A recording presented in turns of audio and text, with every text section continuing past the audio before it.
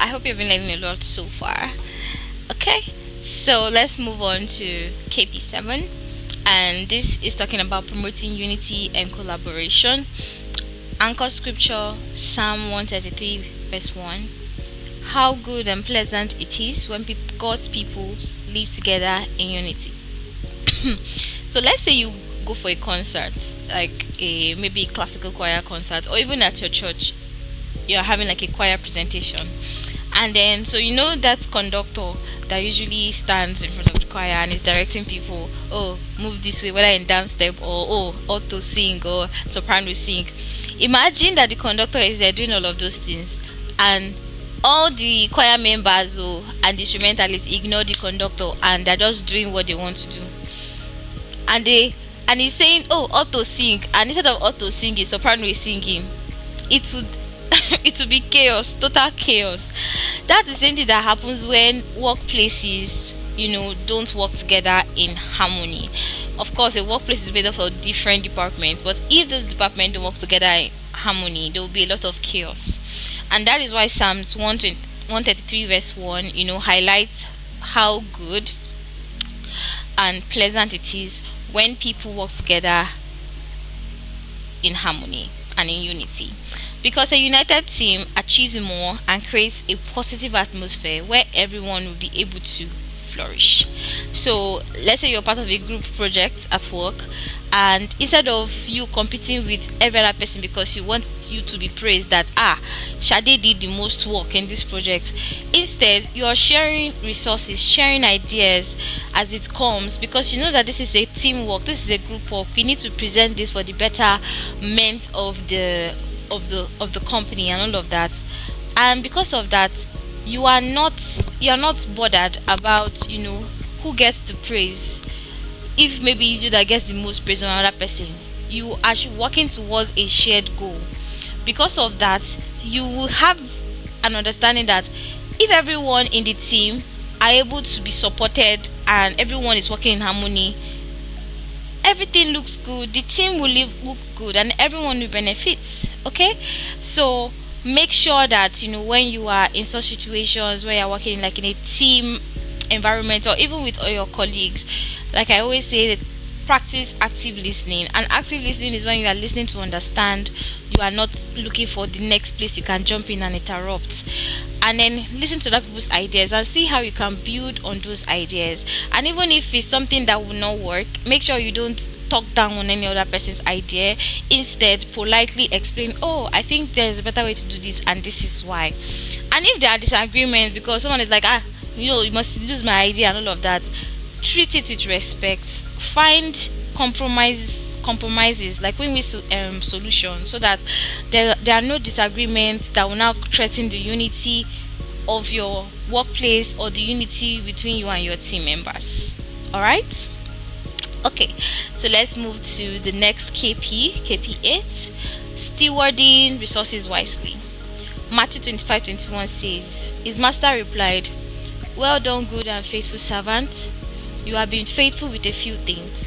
I will put you in charge of many things. Come and share your master's happiness. Now, I want you to start thinking of the money you have, the time you have, the skills or talent that you have as seeds. If you plant them wisely, you will harvest. You will see a harvest. If you squander them, they are gone. And that is what Matthew 25:21 is trying to tell us here. We see that the faithful servant, ended up getting more opportunities, more rewards. So whether it has to do with company funds, maybe you're in a department that is managing that, or the time that you spend on the task, manage them carefully. Invest the time, resources, skills that you're supposed to invest in those things carefully, and watch how that investment will grow. And this can be seen in how you actually manage your time. So make sure that you are not someone that at work you are so distracted all the time you're supposed to use, and everyone is guilty of this once in a while. So But it's just for us to catch ourselves and make sure that we are not distracted, whereby instead of working we are spending all day scrolling social media or gisting away, and then at the end of the day we don't get any productive work done. Nobody said you can't take breaks, but make sure that you are actively, looking for how you invest your time and skills wisely in your tasks for the day. So if you now get to a point where you are able to have a productive day, or you finish your tasks earlier, awesome. Then it means that you can free up time for every other things you need to do, or your hobbies. Okay, so I want you to identify at least one area at your workplace right now, or in your particular department, where your resources, that's your time, your materials, can be used better. And if it's something that you're a team lead right now, look for ways that you are seeing that this work we are doing as a team can be done better, and share those ideas with your team as well, because they might also need help at the end of the day to learn how to make good use of their time. And as an example, I'm going to use myself as an example, whereby there are times where I would definitely find better ways to do my work faster. And once I find those ways to do my work faster, and it allows me to free up time for other tasks, so that my whole day I am not spending it on just one task where I get exhausted. And then I also share those ideas with my team. So let's say, for example, I discover that, oh, there is something that can help me do my work in half the time that usually takes. I make sure I do it so that I can, focus on more other tasks and be able to also have time to rest as well. So that I can also keep pouring my time and resources and my skill as needed at work. And once I find something that has worked for me over time, back to back, I share with my colleagues as well, so that everyone can benefit from it. Now, cultivate humility. Philippians 2:3 says, don't push your way to the front, don't sweet talk your way to the top. Put yourself aside and help others get ahead. And serving with a servant heart is almost the same thing as being humble. And like I said, you being humble does not mean you are belittling yourself. Like, absolute disclaimer right there, you're not belittling yourself, you're not looking down on yourself because you want other people to step over you. Definitely not. It just means, as much as you value your own needs and contribution, make sure you also value others as well. So football teams, football lovers here, you all know that if it's only one person that is like, it's only me that will score this goal, then that team is in trouble, because everybody's working together to score a goal for their team. So if one person decides that it's only me that will score this goal, and it's just with that ball, he refuses to pass to the next player, and just because he wants to be the star, they will lose every game. They will lose every game, because many times you see that this person has an angle. He knows that there's a high chance if I hit this ball, it might not enter the net.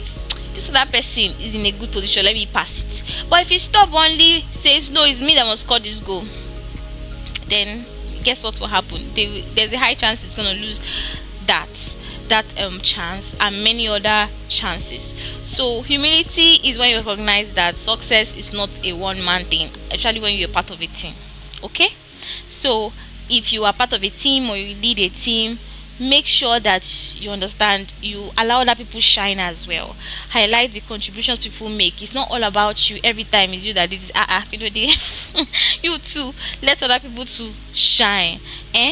So look at Jesus. Jesus was not just all about everybody look at me. You see, in many ways he was always ensuring that his disciples and all of that also got equal opportunity. That's why you see sometimes when they will come and they will ask some questions, or they would talk in a particular way. He many times wanted them to see how they could also do those things as well. It's not every time master.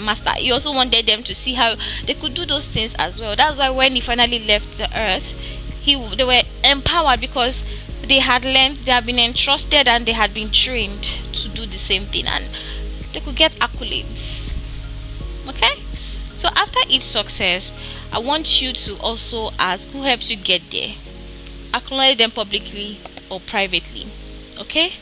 So it could be that, and also when you make an error, own it, apologize if needed, and learn from it as well. It also shows that you are humble. It's not every time you should be trying to be escaping. It's not my fault. I want to see who you pass the blame to.